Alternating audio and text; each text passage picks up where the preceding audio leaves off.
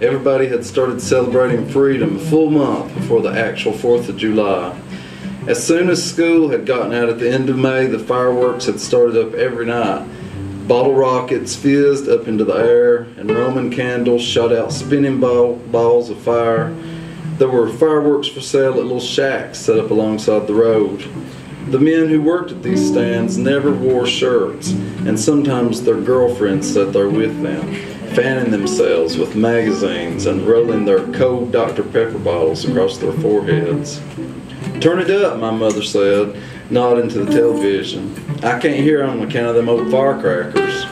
My mother and I were having supper together, sitting cross-legged on the living room floor and eating from metal TV trays, straddling our laps while we watched Happy Days.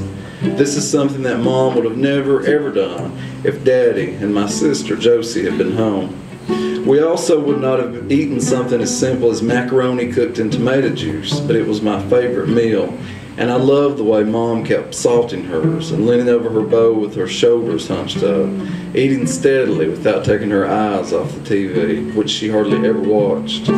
"Who's that?" she said. "That's Potsy. He's Richie's best friend."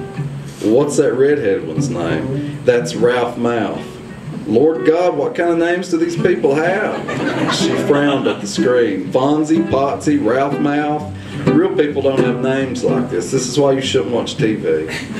As the show ended, I realized that the whole room had gotten dark as we ate in the blue glow of the TV. There was something about that eerie tint that made it feel close and comfortable. The windows were open, and I knew that people out on their porches could hear the voices on our TV. Normally, we would have been out on the porch, too. In the summer, we always ate supper, and then everyone made their way onto our screen porch, my father's favorite place. He announced this all the time. "We sure are lucky," he'd say, settling into his chair. "There's nowhere else I'd rather be than right here." Mom set her tray on the floor when Happy Days was over. "Oh my God, it's completely dark," she said, as if shocked. She leaned back against the couch, not looking much older than my sister to me.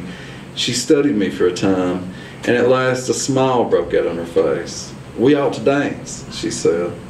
She jumped up and clicked on the lamp, snapped off the television, started going through her albums that stood in a metal stand beside the record player. Friends of Josie's were always saying how our parents were cool, since they listened to things that most other parents did not. My mother loved rock and roll. When she was very young, she had even been crazy about the Doors. She flipped through the albums, ticking them off one by one. "Linda Ronstadt? No. Here's Cat Stevens. We can't dance to him," I said. "Do we have Waterloo?"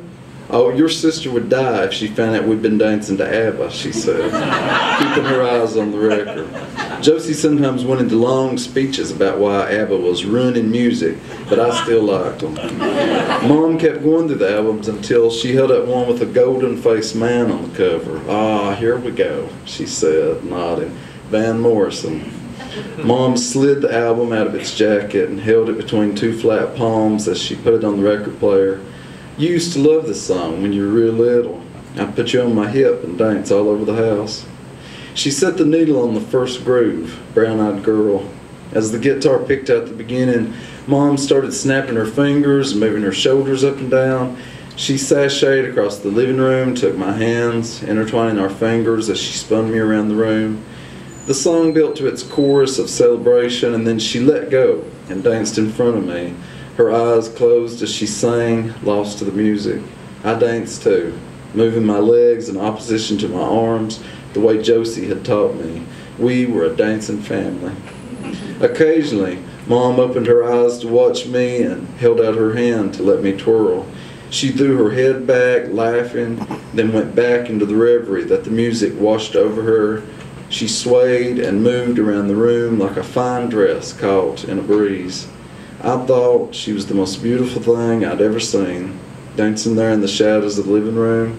I thought that maybe this was the happiest I had ever been in my whole life.